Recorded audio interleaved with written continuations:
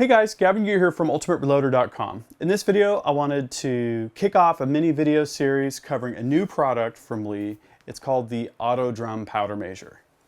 Now, I've come to favor rotating drum style powder measures because they're typically very easy to set up and they meter incredibly consistently. Now this is a very affordable case-activated rotating drum style powder measure. So in this video, we're going to do a quick unboxing to show you what you get with the kit. We're going to set it up for pistol loading and do some full progressive loading of .357 Magnum on this Dillon XL650. So let's get to it. Okay, so let's take a look in the box. We've got our instruction manual. Got basically how to set it up, different features, that sort of thing. Okay. Now we've got the powder hopper. This powder hopper actually looks very similar to the powder hopper that I got with my Lee Loadmaster press. We've got the return chain. This is a safety feature. If you have a press like a Loadmaster, that'll thread right through the safety return stop down on the press. Okay. And we've got the main cast body unit here. Okay, this is the screw that holds the drum in the cast body assembly. We've also got a key here. The key is used to adjust the metering insert. And we've got another drum here. So it looks like that is the small measure. So that's it. That's the kit. This is pretty much everything that you're going to need to load pistol or rifle ammo with this powder measure.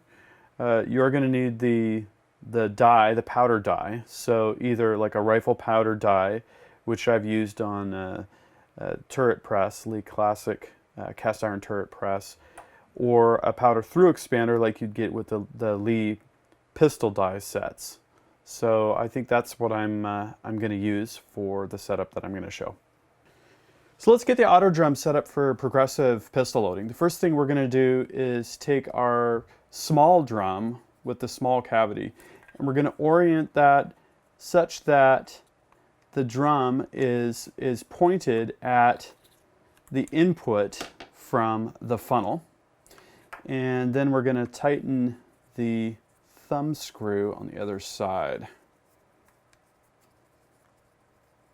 You can switch these out in about a minute, which is kind of nice. Make sure that turns just fine.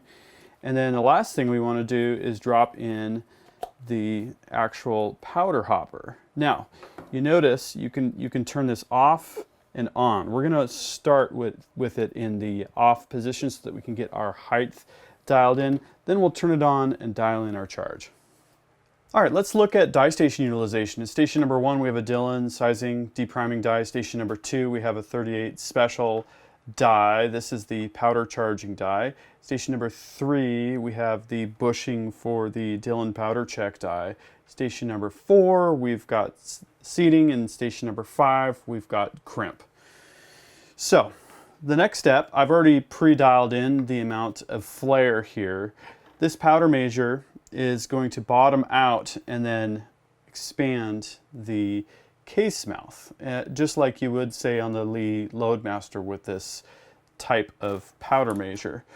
So one note here, I'm going to remove the key. The key adjusts the powder volume, because on the XL650, as you can see, things are quite tight here. Another setup consideration here is that we are going to actually use the return chain, which is a safety feature, and that's going to be lined right up with the bracket from the return bar that returns the sliding bar on the Dillon powder measure. So we're in here really tight, but we do have enough room for things to work with one slight trick, which I'll show you in just a moment. So let's install the return chain. The return chain comes with the auto drum press, and I'm going to use this plastic bushing that's a part of the return bar assembly on the XL650.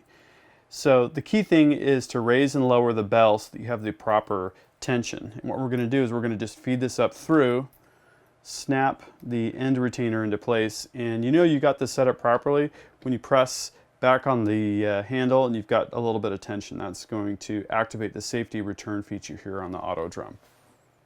Okay, so here's the main issue that we have on the Dillon XL650. The powder measure wants to lean slightly against the priming column here. And if we raise the ram and lower it, boom, we're going to have interference here. I think you can see that.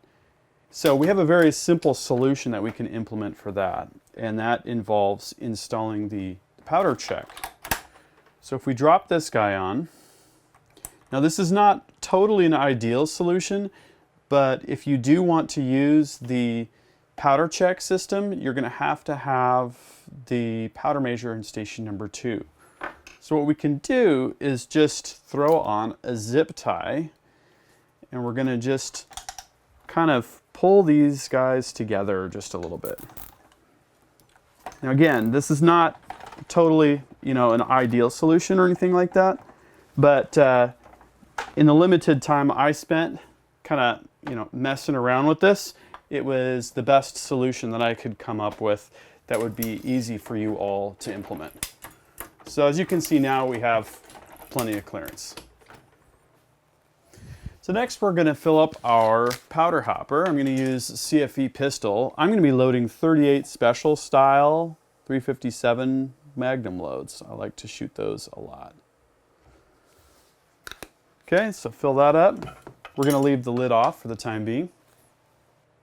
In order to check our powder charge, we're going to use a previously fired case with spent primer and zero out our scale. Once we're satisfied that we have our case mouth belling set up properly, we're going to actually turn on the powder.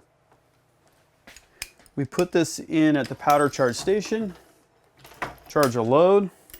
I'm going to remove our brass button and then check what our powder weight is.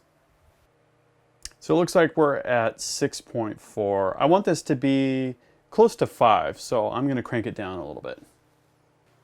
So as I mentioned, things are really tight between the powder measure and the priming system on the XL650, but we do have an easy way to remedy that problem. I'm going to disconnect the chain, remove my pin. I'm only using one pin because you really only need one. We're going to move the head out just a little bit, and I'm going to go in a full turn, and we'll see what that does for our charge weight. Put our pin back, very important. Put our chain back. Let's try that out. Okay, so we're going to dump out our old powder charge. We're going to do at least 2 cycles here, just to make sure that things have settled in properly. Not a bad idea to do 4, but we'll keep checking until we get things perfect. So now it looks like we're at 5.3, which is plenty close considering I'm shooting this for sure in a 357 Magnum. So I'm going to call that good. With this setup, all I need to do is place a bullet each time in station number 4. We've got full validation going on of our powder level, which is definitely an important aspect of loading.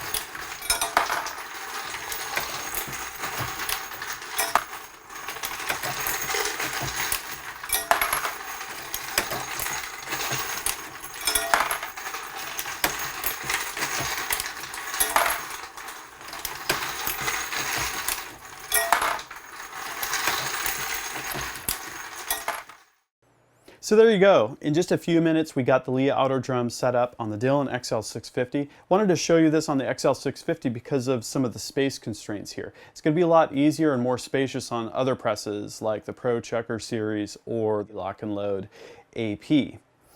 I've also found the Dillon measure to not meter quite as consistently as a drum measure with things like extruded stick powders or with flake powders like Unique for pistol. So we're just getting started here with the lead outer drum powder measure. We got a lot more coming up. If you like the video, please give it a thumbs up. And if you don't want to miss any of the action on Ultimate Reloader, please subscribe to the channel. Until then, happy reloading.